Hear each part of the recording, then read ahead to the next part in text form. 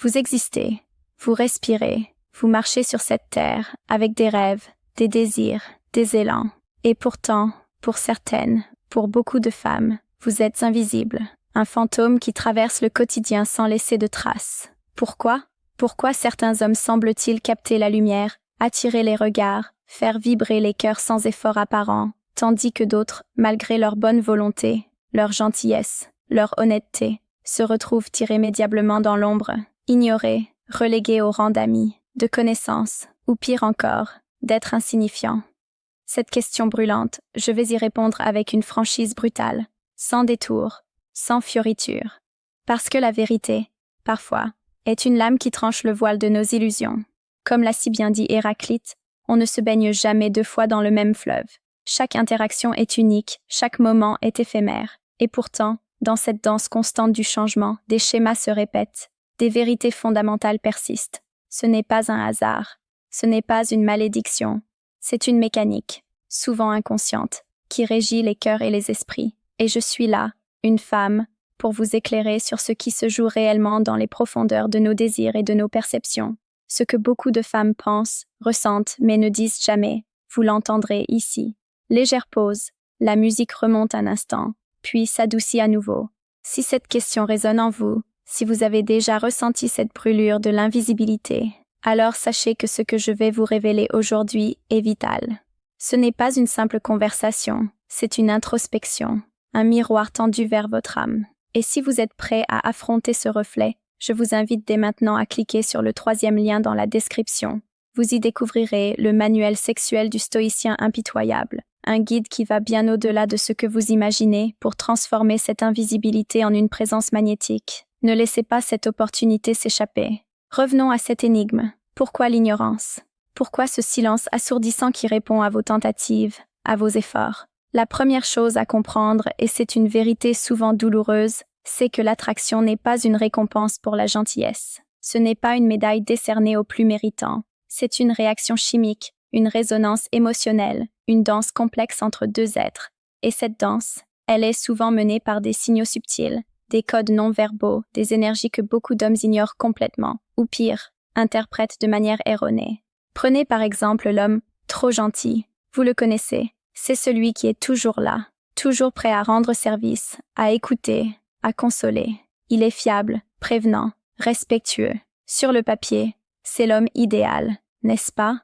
Et pourtant, il se retrouve inlassablement dans la friend zone. Pourquoi? Parce que sa gentillesse, si elle n'est pas équilibrée par une certaine dose d'affirmation, de mystère, de défi, est perçue non pas comme une force, mais comme une faiblesse. Une femme, au fond d'elle, cherche un partenaire, pas un confident, pas un frère, pas un sauveur qui se sacrifie. Elle cherche quelqu'un qui se tient debout, qui a une colonne vertébrale, une direction propre. Pensez à ce que la psychologie appelle le principe de rareté. Ce qui est rare est précieux. Ce qui est trop disponible perd de sa valeur. Si vous êtes toujours là, toujours à disposition, toujours à l'écoute, sans jamais établir vos propres limites, vos propres priorités, vous devenez prévisible. Vous devenez un acquis, et un acquis, aussi précieux soit-il au départ, finit par être tenu pour argent comptant.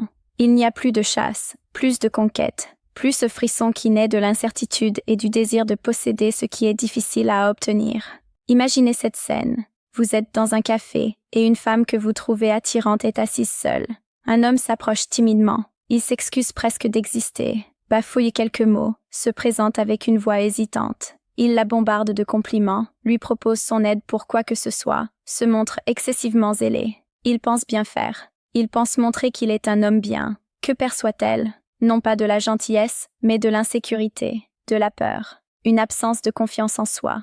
Et l'insécurité, mes amis, est le plus grand repoussoir qui soit. Elle ne génère pas de désir, mais de la pitié ou de l'indifférence. À l'inverse, un autre homme s'approche. Son regard est direct, assuré, mais pas agressif. Il s'installe à une table voisine, puis, après quelques instants, lance un commentaire anodin, un sourire en coin, une remarque pleine d'esprit. Il ne demande rien. Il ne supplie pas. Il propose une interaction, une danse légère. Il est conscient de sa propre valeur, et cette conscience émane de lui comme une aura. Il ne cherche pas son approbation. Il la sollicite, l'invite à partager un moment. Et c'est cette énergie, cette posture intérieure qui fait toute la différence. Beaucoup d'hommes tombent dans le piège de la validation externe.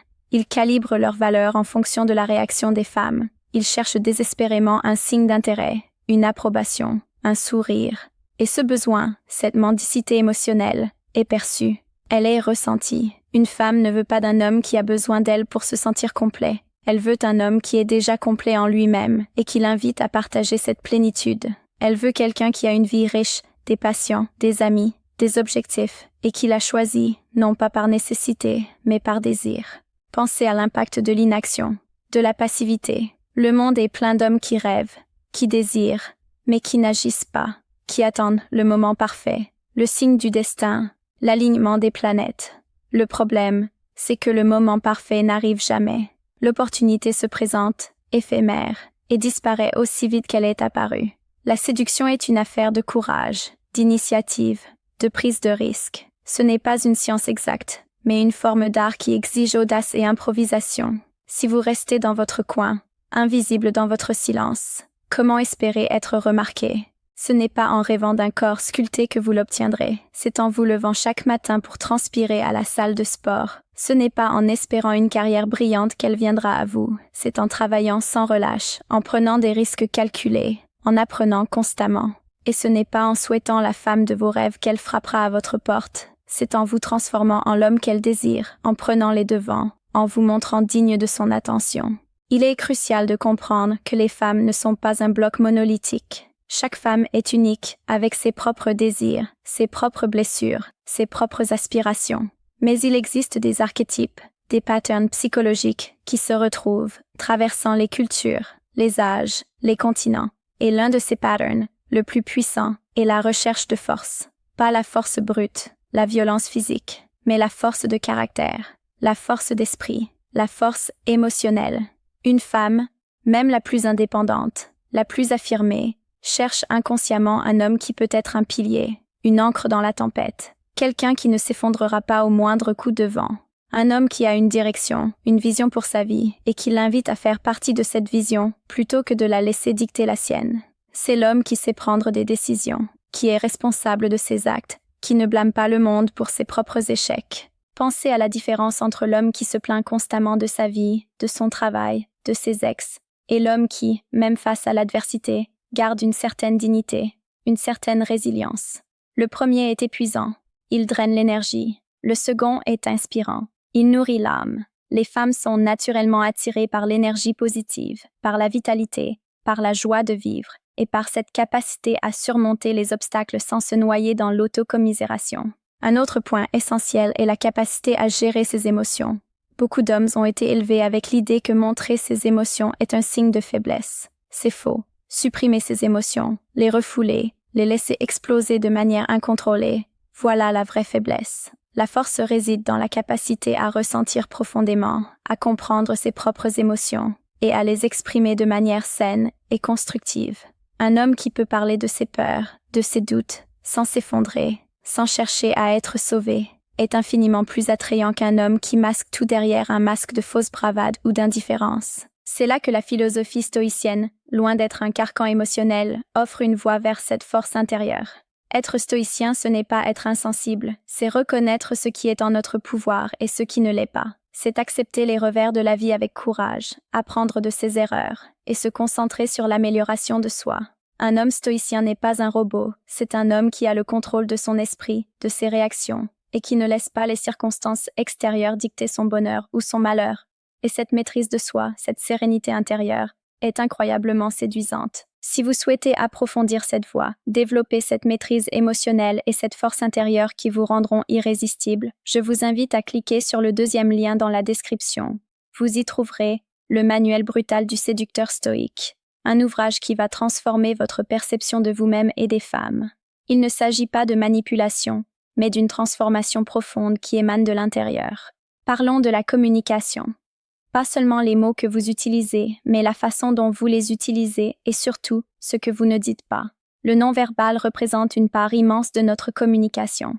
Votre posture, votre regard, vos gestes, la façon dont vous occupez l'espace. Un homme qui se tasse, qui évite le contact visuel, qui parle à voix basse, envoie des signaux d'insécurité.